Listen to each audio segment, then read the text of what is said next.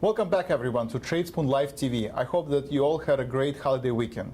For our new viewers, my name is Vlad Karpel, and I'm a founder of Tradespoon. And joining me to my left is Joe Cusick from Trading Block. I want to kick off Wall Street week ahead, Joe, by looking at the construction spending data. What do you see in this sector going into the numbers? Thanks a lot for having me here. And looking at this sector, and the sector ETF I want to look at specifically is ITB. The options market was pricing in the potential for that underlying to move roughly around 40 cents this week. Now that doesn't sound like a lot, so we really want to keep an eye on some specific components to see if that could kick up.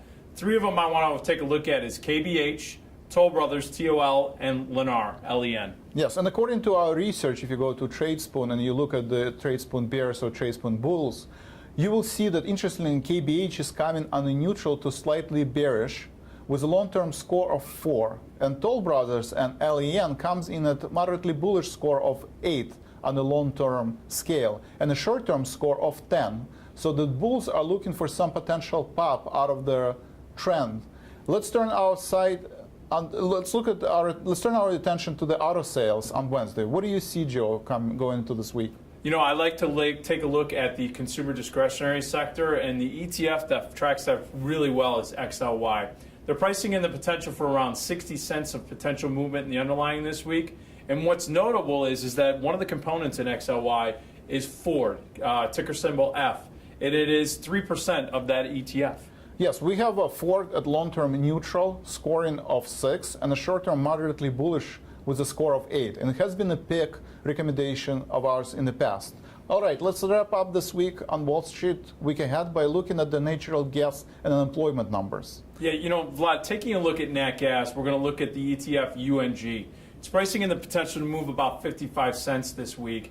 And the IV is right off of its 52-week low, so not seeing much being built in to this week's release. And we have coverage on the largest natural gas producer, Exxon, talking about the sector, coming at the long-term scale at 8 across the board for both long and short-term scores. Yeah, you know what, Vlad, and something about nat gas, it's not really been that hot this summer, so you haven't seen those reserves being hit. And you know what, the nat gas, it could see some upside if we see some heat or some of the other seasonal factors. This is also talking about maybe potential little volatility, is bringing us to that all-important unemployment data that's at the end of the week. Everybody in the media is going to be focusing on that this week. This is where I'm going to look at a broad-based index like the S&Ps, and the S&P 500, and specifically the SPX.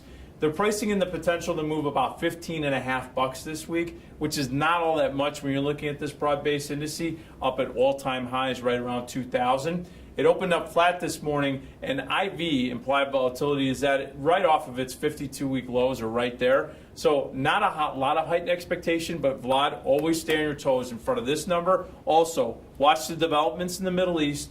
Keep an eye on the EU and the currency markets there. That could be some decent flags in there. As a matter of fact, I think you wrote about that in the blog. And so keep an eye on those factors as well going into the end of the week and with unemployment coming out. Yes, thank you, Joe, for your insights. And again, if you're looking for continuing education and you're looking for the great content and learn about how to trade stocks and options, I encourage you to look at Tradespoon's site. We have two important sections. One is the training videos where we show our past webinars and our schedule for upcoming webinars. So if you look at the upcoming webinars page, you will see that this week Joe has a great session on exploration and position maintenance. That should be a fun webinar, and especially as we're going into the expiration week. All right, at this point, I want to thank everybody for joining us on this segment, and we'll see you next week.